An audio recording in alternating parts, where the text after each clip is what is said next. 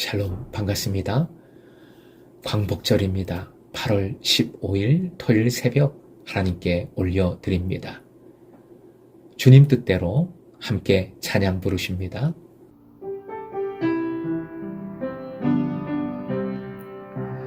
주님 뜻대로 살기로 했네. 주님 뜻대로 살기로 했네. 주님 뜻대로 살기로 했네. 뒤돌아서지 않겠네. 이 세상 사람 날 몰라줘도, 이 세상 사람 날 몰라줘도, 이 세상 사람 날 몰라줘도 뒤돌아서지 않겠네.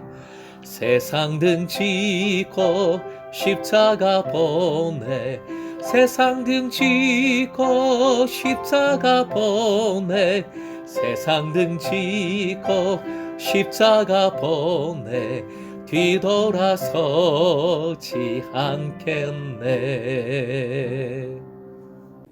오늘 말씀 요한복음 11장 1절부터 10절, 요한복음 11장 1절에서 10절까지의 말씀입니다.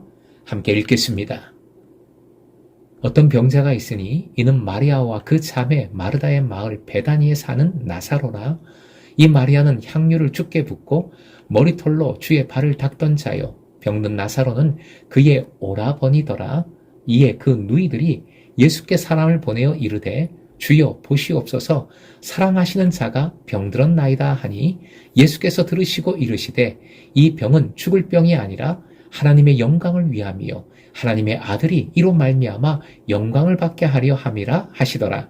예수께서 본래 마르다와 그 동생과 나사로를 사랑하시더니 나사로가 병들었다 함을 들으시고 그 계시던 곳에 이틀을 더 유하시고 그 후에 제자들에게 이르시되 유대로 다시 가자 하시니 제자들이 말하되 라피요, 방금도 유대인들이 돌로 치려 하였는데 또 그리로 가시려 하나이까?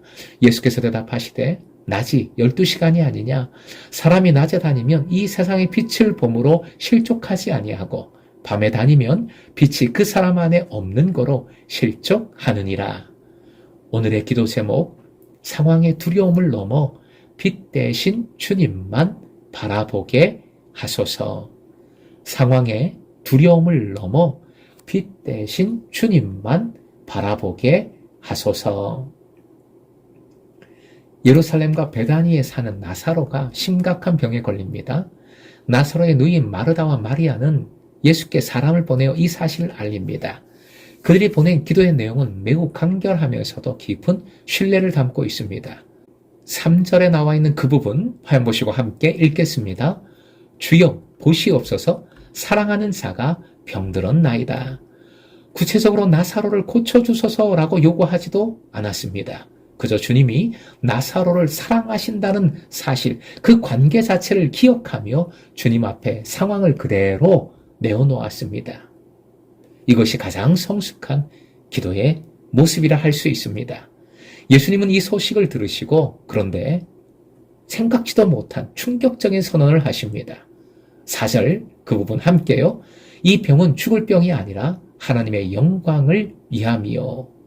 그러나 인간적인 상식으로 볼 때 나사로 결국 죽었습니다. 세상의 눈에는 죽음과 절망이지만 예수님의 관점에서는 그것이 하나님의 영광이 드러나는 무대가 됩니다. 통로가 되는 것이지요. 하나님은 우리의 위기를 통해 영광 받으시기를 기뻐하십니다. 여기서 우리는 요한복음의 가장 역설적인 장면을 만나게 됩니다. 예수님은 나사로를 사랑하셨습니다. 그 관계가 말씀에 강조되고 있습니다. 그럼에도 불구하고 소식을 들으신 그 자리에서 이틀을 더 머무셨습니다. 당연히 빨리 달려가서 살려내셔야 마땅한데 이틀을 더 머무셨어요. 주님의 이 지체는 거절이 아니라 더 깊은 완전한 은혜, 부활의 능력을 베푸시기 위한 하나님의 시간이 됩니다. 앞에서 말씀하신 그 선언, 이 병은 죽을 병이 아니라 하나님의 영광을 위함이다 라는 말씀과 연결이 됩니다. 우리가 겪는 고통의 시간 속에서 주님이 더디 오시는 것처럼 보일 때 주님은 그 침묵 속에서 오히려 더 큰 영광을 준비하고 계십니다. 이틀이 지난 후 예수님은 제자들에게 유대로 다시 들어가자 말씀하십니다. 제자들은 방금 전까지 돌에 맞아 죽을 뻔했던 기억 때문에 두려워하며 예수님을 만류합니다. 그때 낮의 비유를 말씀해 주십니다. 9절 함께요. 낮이 12시간이 아니냐. 사람이 낮에 다니면 이 세상의 빛을 보므로 실족하지 아니하고. 세상의 시간표나 위험에 사로잡혀 두려워하는 것은 밤에 다니는 것과 똑같습니다. 그러나 하나님의 뜻과 때, 즉 낮에 다니는, 낮에 거하는 사람은 내 안에 세상의 빛이신 주님이 계시기 때문에 어떤 위험하고 어두운 길을 걸어도 실족하지 않게 됩니다. 사랑하는 예배자 여러분, 내 기도가 즉각 응답되지 않고 상황이 더 악화되는 이틀의 지체 기간을 혹시 지나고 계십니까? 오늘이 광복절인데 아마도 일제하에 우리 민족이 겪었던 그 긴 시간이 그랬을 것입니다. 예를 들어 유명한 문학가, 소설가 춘원 이광수는 이미 20대에 많은 사람들이 그 집 앞에서 밤을 샐 정도로 인싸, 완전히 유명한 사람이었죠. 그는 초기에 독립운동가였지만 후에 변절합니다. 오히려 적극적으로 친일을 했습니다. 창씨개명을 하고 청년들로 하여금 일본 징집에 나가도록 글을 쓰고 적극 홍보했지요. 그의 변절 이유에 대해서 논란이 여전히 많지만 결국 시험에 빠진 것이라 생각됩니다.